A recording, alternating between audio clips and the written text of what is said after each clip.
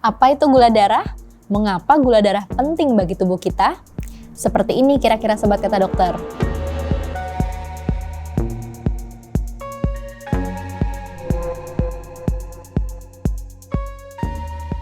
Bayangkan tubuh kita seperti sebuah mobil. Nah, gula darah adalah bahan bakar yang dibutuhkan mobil untuk bergerak. Jika bahan bakar terlalu sedikit atau terlalu banyak, mesin mobil tentunya akan mengalami masalah. Nah, maka dari itu, mari kita bahas lebih dalam tentang apa itu gula darah dan mengapa kita perlu mengontrolnya bersama saya, Dr. Gama, hanya di channel Kata Dokter.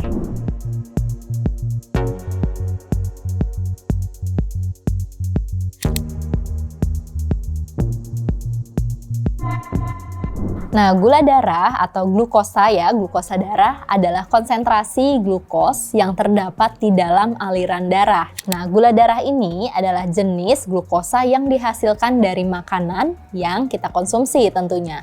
Khususnya adalah jenis makanan karbohidrat dan bisa berfungsi sebagai sumber energi utama bagi pembakaran dan juga metabolisme dari sel-sel yang ada di dalam tubuh. Kadar gula darah yang seimbang tentunya sangat penting untuk bisa mempertahankan dari fungsi organ di dalam tubuh kita dan juga metabolisme tubuh dan tentunya keseimbangan tubuh secara keseluruhan. Nah, kadar gula darah biasanya normal, bervariasi tapi ya tergantung pada waktu apa pengukuran yang dilakukan. Secara umum, nilai normal dari gula darah ini bisa dilihat dari gula darah sebelum makan atau gula darah sewaktu. Gula darah sebelum makan atau pada saat puasa itu berkisar di antara 70 sampai 126 mg per desiliter. Nah, sedangkan gula darah normal sewaktu atau setelah makan tadi itu harus di bawah 200 mg per desiliter. Nah, nilai ini kadang bisa bervariasi, naik turun berdasarkan dari usia, jenis kelamin, kadang-kadang ada pengaruhnya juga. Namun tetap memenuhi dari kadar normal yang tadi telah disebutkan. Baik, jadi untuk mengetahui kadar gula darah di dalam tubuh itu bisa dilakukan pemeriksaan. Nah, pemeriksaannya bisa diperiksa dari pembuluh darah kapiler ataupun pembuluh darah vena. Nah, apabila pembuluh darah kapiler biasanya kita dilakukan penusukan dengan jarum kecil ya di area ujung jari, lalu dilakukan dengan glukocek atau pemeriksaan alat gula darah. Nah, jika diperiksa melalui darah vena, ini diambil sedikit darahnya dari pembuluh darah vena, kemudian diperiksa di laboratorium. Untuk lebih detail, pemeriksaan gula darah itu bisa diambil dari gula darah yang dicek melalui pembuluh darah vena.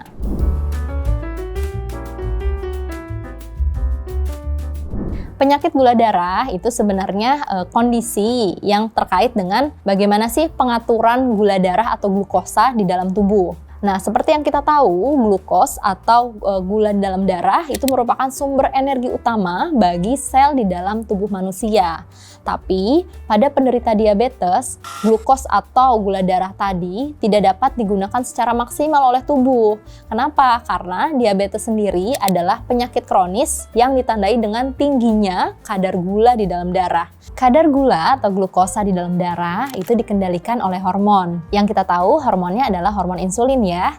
Nah, hormon tersebut diproduksi di organ pankreas. Tapi pada penderita diabetes, pankreas tadi tidak mampu menghasilkan insulin sesuai dengan kebutuhan tubuh. Itu terjadi pada diabetes tipe 1 yang dapat disebabkan oleh ketidakmampuan tubuh atau pankreas tadi untuk memproduksi insulin dengan cukup. Atau ada juga diabetes tipe 2 di mana insulinnya tersedia, tapi ketidakmampuan tubuh untuk menggunakan insulin tersebut dengan efektif. Nah, tanpa adanya insulin, sel-sel di dalam tubuh tidak dapat menyerap dan mengolah glukosa atau gula tadi menjadi sumber energi. Glukosa yang tidak diserap oleh tubuh dengan baik akan menumpuk dalam darah dan menyebabkan suatu kondisi yang dinamakan hiperglikemi. Nah, kondisi tersebut dapat menimbulkan berbagai gangguan pada organ tubuh. Jika tidak terkontrol dengan baik, diabetes dapat menimbulkan komplikasi yang tentunya bisa membahayakan. Nah, sedangkan apabila kondisi gula darahnya terlalu rendah atau hipoglikemi, contohnya pada saat seseorang diet berlebih atau tidak makan untuk beberapa lama waktunya, hal itu bisa menyebabkan tubuh menjadi lemas, bahkan bisa pingsan. Kenapa? Karena tadi sudah disebutkan bahwa gula berfungsi untuk pembakaran dari sel-sel tubuh, dan pada saat tidak ada kandungan gula secara normal atau gulanya rendah, tentunya tidak ada energi untuk menghasilkan tenaga di dalam tubuh. Dan juga organ utama yang vital yaitu otak, itu tidak mendapatkan asupan gula atau energi yang cukup, sehingga memungkinkan seseorang bisa mengalami penurunan kesadaran, salah satunya adalah sinkop atau pingsan.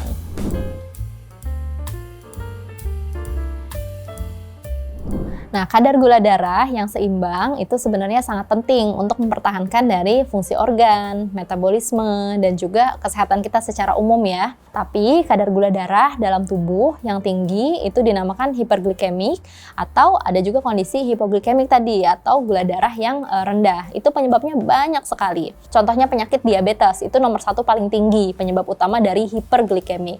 Nah, pada diabetes tipe 1, tadi pankreas kan tidak bisa memproduksi insulin secara efektif. Sementara pada diabetes tipe 2 sudah ada insulinnya tapi tidak efektif karena tidak bisa direspon dengan baik oleh tubuh. Nah, diabetes tadi menyebabkan hiperglikemik, itu penyebab nomor 1-nya. Kemudian bisa juga kedua karena stres fisik atau emosional. Kenapa sih bisa berpengaruh? Karena pada saat seseorang mengalami stres fisik atau emosional yang tidak terkontrol, itu akan keluar hormon yang dinamakan hormon kortisol. Di mana hormon kortisol ini juga berperan erat dalam peningkatan dari gula darah.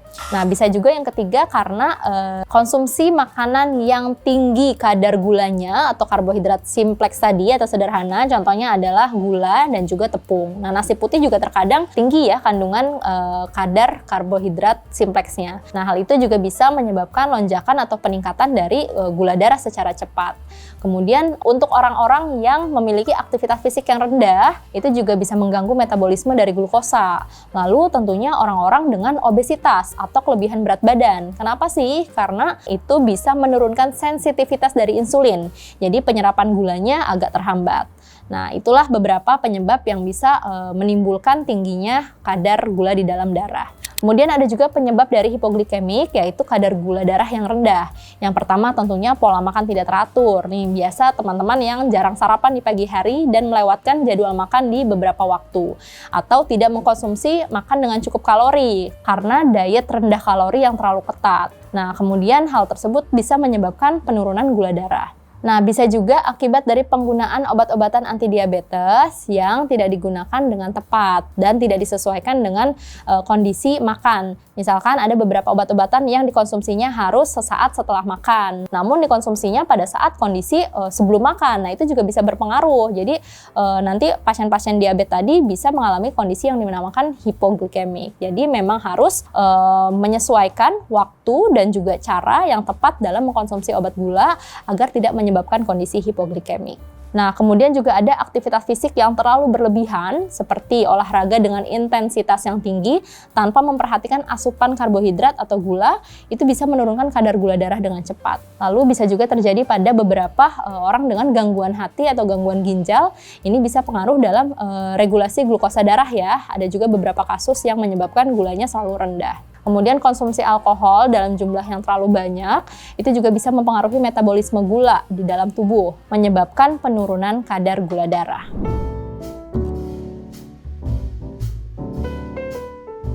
Keluhan klasik dari diabetes mellitus yaitu yang pertama adalah poliuri, yaitu banyak buang air kecil, dan juga polidipsi, banyak minum. Nah, ini sering merasa haus ya. Biasanya peningkatan kadar gula darah itu menyebabkan tubuh mengeluarkan lebih banyak urin atau pipis sehingga mengarah pada dehidrasi dan juga rasa haus yang berlebihan.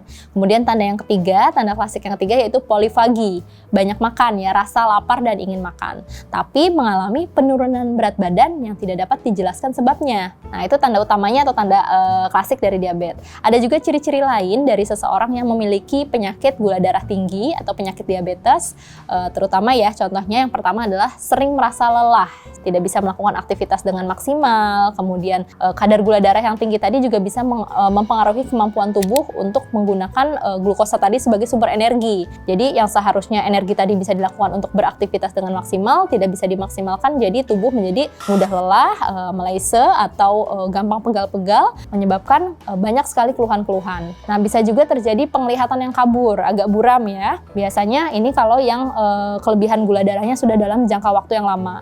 Perubahan kadar gula darah tadi bisa mempengaruhi kekeruhan lensa mata, kemudian bisa menyebabkan penglihatan menjadi kabur. Juga ada mempengaruhi pada kesehatan dari syaraf yang ada di mata, bahkan pembuluh darah yang ada di dalam mata. Nah, kemudian ada juga contohnya luka yang sulit sembuh pada seseorang. Itu bisa dipengaruhi oleh tingginya kadar gula darah. Kenapa sih? Karena tingginya kadar gula darah tadi akan mempengaruhi sirkulasi dari peredaran darah dan juga sistem kekebalan tubuh, sehingga membuat luka menjadi lebih sulit untuk sembuh. Nah, hal ini tentunya harus mendapatkan penanganan tersendiri, karena jika dibiarkan akan menjadi luka yang menganga atau seperti luka diabetes. Kemudian infeksi yang sering terjadi pada pasien-pasien dengan kadar gula yang tinggi itu juga bisa terjadi karena daya tahan tubuh pasien menjadi lebih rentan sehingga mudah terkena penyakit.